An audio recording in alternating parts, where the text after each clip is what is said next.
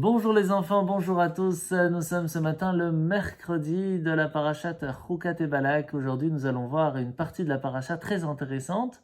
Au moment où nous allons bientôt arriver en terre d'Israël, c'est là que Amalek, encore une fois, vont venir nous attaquer. Et là, le peuple juif va commencer à râler, à se révolter. Encore, on nous embête. Hachem, où tu es? Pourquoi tu nous fais ça? Etc. Et c'est là que les serpents vont commencer à rentrer dans le campement d'Israël et à faire beaucoup de dégâts, à tuer plein de gens. À ce moment-là, nous allons voir que ce n'étaient pas des nouveaux serpents. C'étaient les mêmes qu'avant, ceux qui étaient dans le désert. Et pourquoi ils ne sont pas rentrés avant? Pendant 40 ans, ils n'ont jamais fait de mal. Parce que nous avions les nuages, les nuées de gloire qui nous protégeaient pendant 40 ans.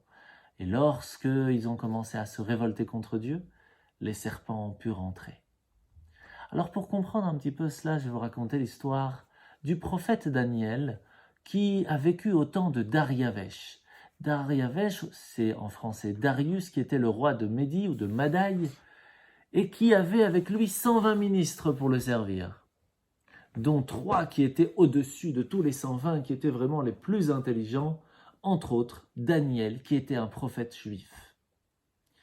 Les ministres non-juifs étaient très jaloux de Daniel et sont partis voir le roi en lui disant « Monsieur le roi, nous avons une bonne idée. Il serait intéressant que tout le peuple entier ne prie pendant 3 jours que à vous.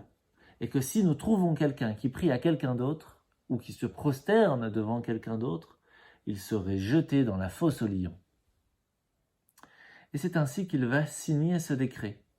Sauf que Daniel faisait la tfila, bien sûr, à Dieu, tous les jours, le matin, le midi et le soir. Et c'est là qu'ils vont l'attraper en flagrant délit.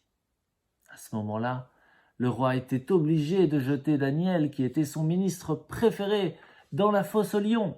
Mais malheureusement pour les méchants ministres, les lions n'ont pas touché Daniel et sont restés à côté de lui pendant tout ce moment-là. Tout le monde était fasciné de voir les lions tout sages, tout gentils, à côté du prophète Daniel. Alors le roi va enlever Daniel de la fosse aux lions, va jeter les méchants ministres qui l'ont berné, qui l'ont trompé, et ils vont se faire manger en quelques secondes. Voyez les enfants, nous voyons que les animaux sauvages ne peuvent faire du mal à un juif s'ils se comportent comme Dieu le demande. La preuve avec Daniel dans la fosse aux lions. De la même façon, dans le désert, tant que le peuple juif était attaché à Dieu, les serpents ne pouvaient pas leur faire de mal. Lorsqu'ils ont commencé à se révolter, c'est là qu'ils ont pu venir.